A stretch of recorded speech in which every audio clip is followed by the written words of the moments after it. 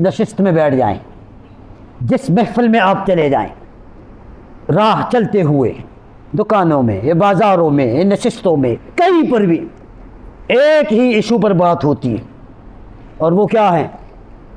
مہنگائی بہت زیادہ ہو گئی، مہنگائی کمر توڑ مہنگائی ہے، جینا حرام کر دیا ہے، تکلیف ہے، مصیبت ہے۔ یہ مسئلہ ہے یا نہیں ہے نا؟ وہ جن کے ساتھ ہے کم از کم وہ تو جواب دیں، ہے نا؟ سب کے ساتھ ہیں۔ میں ایک حدیث آپ کے سامنے عرض کر کے بات ختم کروں گا کہ یہ مہنگائی کیوں ہے، یہ پریشانی کیوں ہے، اس مہنگائی اور پریشانی سے نکلنے کا سبب، راستہ اور طریقہ کیا ہے؟ آپ کی توجہ ہے؟ سب کی ہے؟ حدیث پاک آپ کو سنانے جا رہا ہوں۔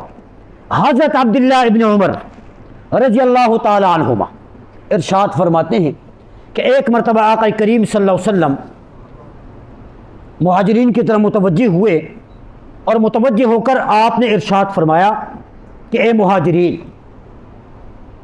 5 باتیں ہیں، 5 پر میں اللہ سے ڈرتا ہوں کہ تم ان 5 باتوں میں، چیزوں میں مبتلا ہو جاؤ۔ میں اللہ سے ڈرتا ہوں، پناہ مانگتا ہوں کہ کہیں تم ان 5 چیزوں میں مبتلا نہ ہو جاؤ۔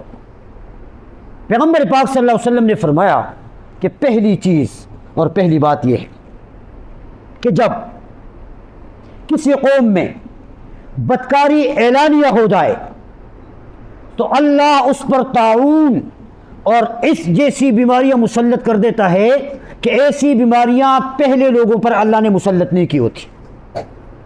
نمبر 2، فرمایا کہ جب کسی قوم میں ناپ تول میں، جب کوئی قوم ناپ تول میں کمی کرنے لگ جائے تو اللہ اس پر قحط سالی، معاشی تنگی اور ظالم حکمرانوں کو مسلط کر دیتا ہے۔ اور تیسرے نمبر پر فرمایا کہ تیسری بات یہ ہے کہ جب کوئی قوم اپنے مالوں میں زکوٰۃ ادا نہیں کرتی، اللہ بارشیں آسمان سے برسانا روک دیتا ہے۔ اور چوتھے نمبر پر فرمایا کہ چھوٹی بات یہ ہے کہ جب لوگ اللہ اور اس کے رسول کے حکم کی خلاف ورزی کر کے عہد و پیمان کو توڑ دیں تو ایسے دشمن کو اللہ مسلط کر دیتا ہے کہ جو کچھ پھر ان لوگوں کے پاس ہوتا ہے وہ چھین کے چلا جاتا ہے۔ اور 5ویں نمبر پر فرمایا کہ جب حکمران اللہ رسول کے حکم اور فیصلوں کے مطابق فیصلے نہ کرے، ان کے دلوں میں اللہ اختلاف ڈال دیتا ہے۔ کتنی باتیں ہو گئی؟ 5 باتیں ہو گئی ہیں۔ اب میں مختصر وقت میں یہ عرض کر رہا ہوں کہ آج ہم بحیثیت قوم دیکھیں، یہ 5 جو باتیں ہیں، یہ 5 جو چیزیں ہیں، اور آج کل کی جو مہنگائی ہے، جو ایک پریشانی ہے، اس کی وجہ آپ کو اس میں نظر آ جائے گی۔ پہلے نمبر پر پیغمبر پاک صلی اللہ علیہ وسلم نے فرمایا کہ بھی جب اعلانیہ طور پر بدکاری عام ہو جائے تو طاعون اور ایسی بیماریاں مسلط ہو جاتی ہیں کہ پہلے لوگوں کے اوپر نہیں مسلط ہوئی ہوتی۔ وہ آج کل دیکھیں نا آپ، اسپتالوں کے چکر ہم کاٹتے ہیں کہ کتنی قسموں کی بیماریاں نکل کے آتی ہیں، ڈاکٹر بھی سر پکڑ کے حیران ہو جاتے ہیں کہ ساری مشینری ہماری فیل ہو گئی ہیں، بھئی علاج کی تشخیص نہیں ہو پا رہی، نہیں پتہ چلتا کہ یہ بیماری ہے تو کیا بلا ہے۔ آج کل ہوتا نہیں ہوتا بدکاری، اس کا نتیجہ کیا بنا؟ آج کل ہم شکار ہے یا نہیں ہے؟ بولو یار۔ دوسرے نمبر پر پیغمبر پاک نے فرمایا ناپ تول میں کمی کرنا کوئی قوم شروع کر دے تو اللہ قحط سالی، معاشی تنگی اور ظالم حکمرانوں کو مسلط کر دیتا ہے۔ آج ہمارا تاجر، ہمارا دکاندار ناپ تول میں کمی بولو کر رہا نہیں کر رہا؟ تو جب ناپ تول میں کمی کر رہا ہے تو قحط سالی میں ہم مبتلا ہیں یا نہیں ہیں؟ معاشی تنگی میں ہم مبتلا ہے یا نہیں ہیں؟ اور ظالم حکمران مسلط ہے یا نہیں ہیں؟ حدیث ہے، میں اپنی طرف سے تھوڑی کہہ رہا ہوں آپ سے۔ تیسرے نمبر پر آپ نے فرمایا کہ جب لوگ زکوٰۃ ادا نہیں کرتے اللہ آسمان سے بارش برسانا چھوڑ دیتا ہے۔ آج کل پریشانی ہو رہی نہیں ہو رہی؟ بارشوں کے لیے پانی جانوروں کے لیے نہیں، انسانوں کے لیے نہیں۔ چوتھے نمبر پر فرمایا کہ جب لوگ اللہ اور اس کے رسول کے عہد و پیمان کو توڑ دے تو پھر ایسا دشمن مسلط ہو جاتا ہے کہ جو کچھ لوگوں کے پاس بچا کچا ہوتا ہے نا وہ سب کچھ چھین کے لے جاتا ہے۔ آج IMF مسلط ہے یا نہیں ہے؟ بولو یار۔ تو اب جو کچھ ہمارے پاس ہے وہ بھی لے کے گیا نہیں گیا؟ یہ بجلی کے بل، یہ طوفان، یہ مہنگائی ہم سے ہی نکلتا ہے نا، حکومت خزانے سے تو نہیں پورا کرتی، یہ عوام سے نکالتی ہے۔ اس لیے کہ اللہ اور رسول کے عہد کو، پیمان کو توڑ کے رکھ دیا تو پھر یہ مصیبتیں اور یہ مسائل ہمارے اوپر آ گئی۔ اور 5ویں نمبر پر فرمایا کہ جب حکمران اللہ رسول کے حکم کے مطابق اور اللہ کی کتاب کے مطابق فیصلے نہیں کریں تو پھر آپس میں ان کے دلوں میں اللہ اختلاف ڈال دیتا ہے۔ آج کل دیکھو عدالتی نظام، دیکھو کیا ہو رہا ہے۔ ہمارا عدالتی نظام رب کے قرآن کے مطابق فیصلہ کرتا ہے؟ نہیں کرتا۔ عدالتیں بک گئی ہیں، وہاں ظلم ہے، فتنہ ہے، رب کے حکم کی نافرمانی ہے، تو ہمارے حکمران ایک دوسرے کو گلے لگاتے ہیں اور نہیں لگاتے؟ پیار اور محبت ہے یا نہیں ہے؟ ارے کچھ نہیں ہے، اختلاف ہے۔ اللہ نے دل میں اختلاف ڈال دیا ہے، گالیاں دیتے ہیں ایک دوسرے کو، پتہ نہیں کیا کچھ کہتے رہتے ہیں ایک دوسرے کو۔ بھئی حکمران کا کام کیا تھا کہ ملک کے بگڑے ہوئے نظام کو صحیح کرے، اس بھور میں پھنسی ہوئی کشتی کو سہارا دے کر کنارے لگا دے، عوام کو ریلیف سہولت دے، لیکن وہ تو آپس میں لگے ہوئے ہیں۔ لیکن بیک پہ آپ چلے جائیں گے تو آپ کو وجہ نظر آ جائے گی کہ بھی رب کے حکم کی خلاف ورزی ہو رہی ہے، تو اس لیے اللہ نے دلوں میں اختلاف پیدا کر دیا ہے۔ اب نکلنے کا ہمارے پاس راستہ کیا ہے؟ 2 منٹ میں وہ بھی ذرا سن لیں۔ سب سے پہلا راستہ اس پریشانی سے نکلنے کا یہ ہے کہ بھئی اجتماعی طور پر توبہ اور استغفار کریں۔ اجتماعی طور پر کیا کریں؟ توبہ اور استغفار کریں۔ ہمارے پاس اس کے علاوہ بچنے کا کوئی راستہ نہیں ہے۔ ہماری آواز کسی جگہ نہیں چلتی، ہم کس عدالت کا دروازہ کھٹکھٹا کے رکھیں؟ یہاں تو جو لوگ انصاف کے لیے جاتے ہیں دروازہ کھٹکھٹاتے ہیں ان کو بھگایا جاتا ہے، ہماری کون سنے بھائی؟ اگر فریاد سننے والی ذات ہے تو وہ ایک اللہ کی ذات۔ توبہ اور استغفار۔ امام حسن رحمۃ اللہ رضی اللہ تعالیٰ عنہ کے پاس ایک شخص آیا، اس نے آ کے کہا حضرت بہت زیادہ پریشانی ہے، میں کیا کروں؟ آپ نے فرمایا کہ استغفار کرو۔ اس نے کہا حضرت مجھے پریشانی یہ ہے کہ مجھ پر قرضہ چھڑ گیا ہے، کیا کروں؟ فرمایا استغفار کرو۔ پھر اس شخص نے کہا کہ مال کی کمی ہے، فرمایا استغفار کرو۔ بچے نہیں ہیں، استغفار کرو۔ کہا بارش نہیں برستی، استغفار کرو۔ باغات میں پھلوں کے اندر نقصان ہو رہا ہے، استغفار۔ مختلف لوگ آ کے سوالات کرتے رہے یہی، اور آپ نے یہی فرمایا کہ بھئی استغفار کرو۔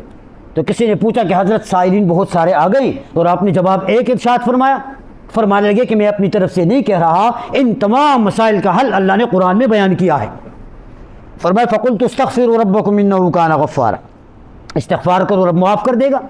وَيُرْسِلِ السَّمَاءَ عَلَيْكُمْ مِدْرَارًا، استغفار کرو اللہ آسمان سے بارش بھی برسا دے گا۔ وَيُمْدِدْكُمْ بِأَمْوَالٍ وَبَنِينَ، استغفار کرو مال بھی اللہ دے گا، اولاد بھی اللہ دے گا۔ وَيَجْعَلْ لَكُمْ جَنَّاتٍ وَيَجْعَلْ لَكُمْ أَنْهَارًا، استغفار کرو باغات بھی اللہ پاک عطا فرمائے گا، اور نہروں کے اندر بھی پانی اللہ پاک کثرت کے ساتھ پیدا فرمائے گا۔ استغفار ہے۔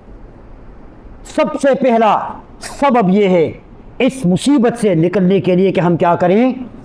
توبہ اور استغفار کریں۔ نمبر 2، بھئی جتنی چیزیں مہنگی ہو گئی ہیں نا اس کا ہم بدل تلاش کریں۔ بدل ایک چیز ہے وہ بہت زیادہ مہنگی ہے، لیکن اگر ہماری ضرورت دوسری چیز سے پوری ہو سکتی ہے تو مہنگی چیز کو ہم چھوڑ دیں اور سستی چیز کو ہم لے لیں۔ حضرت علی رضی اللہ تعالیٰ عنہ کے پاس ایک شخص آیا، اس نے کہا کہ حضرت آج کل کشمش بہت زیادہ مہنگا ہو کے اس کا ریٹ بڑا بڑھ گیا ہے، کیا کریں ہم؟ آپ نے فرمایا کون سی قیامت آئے گی، کشمش چھوڑ دو، اس کی جگہ کھجور کھانا شروع کر دو۔ نمبر 3، تیسری وجہ یہ ہے کہ جتنی چیزیں مہنگی ہیں نا ان مہنگی چیزوں کو ہم چھوڑ دیں، اس کو خریدنا چھوڑ دیں ہم۔ حضرت ابراہیم ابن ادہم رحمۃ اللہ علیہ کے پاس ایک شخص آیا اور آ کر اس نے کہا کہ حضرت گوشت بڑا مہنگا ہو گیا ہے، فون سے دور ہو گیا ہے، کیا کریں؟ ابراہیم ابن ادہم رحمۃ اللہ علیہ نے فرمایا کہ بھئی تم گوشت کو خریدنا چھوڑ دو، کم پر گزارا کرو۔ جب مہنگی چیز کو خریدنا چھوڑو گے نا، مارکیٹ میں اس کا ریٹ کیا ہو جائے گا؟ خود بخود کم ہو جائے گا، مارکیٹ بیٹھ جائے گی، اور پھر کچھ دن کے بعد مسئلہ ٹھیک ہو جائے گا۔ لیکن آج کل ہم کرتے کیا ہیں؟ آج کل ہم کرتے یہ کہ جو چیز مہنگی ہے نا ہم وہی لیں گے، سستی چیز کو ہم ہاتھ بھی نہیں لگائیں گے، پھر کہتے ہیں مہنگائی ہے بہت زیادہ۔ نمبر 4 یہ ہے کہ ذخیرہ اندوزی سے اجتناب کیا جائے۔ ذخیرہ اندوزی سے، یہ جتنے بھی دکاندار میرے ساتھی بیٹھے ہیں یہ آج عہد کر لیں کہ بھئی ذخیرہ اندوزی کو ترک کریں۔ سمجھتے ہیں نا آپ؟ یہ بات بڑی کڑوی سی لگ رہی ہوگی آپ کو، لیکن پیغمبر پاک صلی اللہ علیہ وسلم نے فرمایا نہى النبی صلی اللہ علیہ وسلم عن النجش، نہى النبی عن الاحتکار۔ ذخیرہ اندوزی سے پیغمبر نے منع فرمایا ہے۔ ذخیرہ اندوزی میں ہوتا کیا ہے؟ آپ کے پاس ایک چیز آ گئی، سستے داموں آپ نے خرید لی، اور خرید کر آپ نے اسے اسٹور کر کے اسٹاک کر لیا۔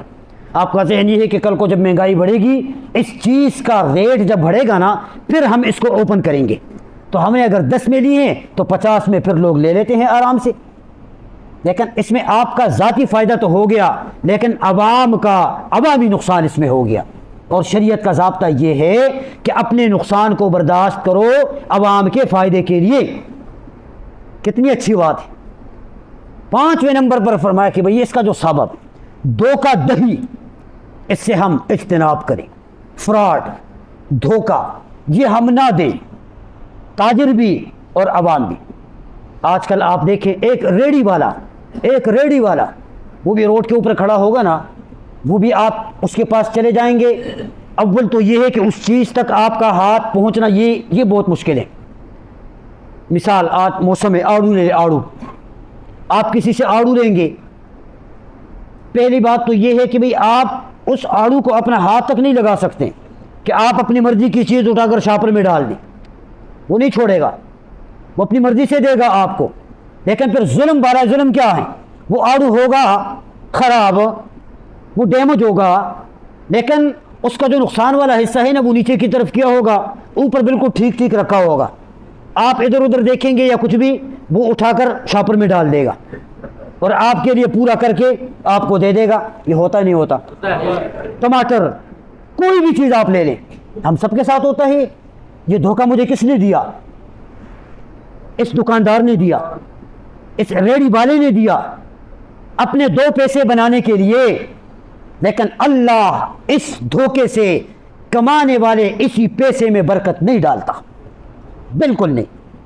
پیغمبر پاک صلی اللہ علیہ وسلم ایک مرتبہ راستے پر تشریف لے جا رہے تھے، ایک غلے کا ڈھیر تھا، بندے نے لگایا ہوا تھا، تو آپ صلی اللہ علیہ وسلم نے اس میں یوں ہاتھ ڈالا، یوں بیچ سے، تو بیچ سے جب یوں ہاتھ ڈالا نا تو نیچے سے گیلا ہوا غلہ اوپر کی طرف آ گیا۔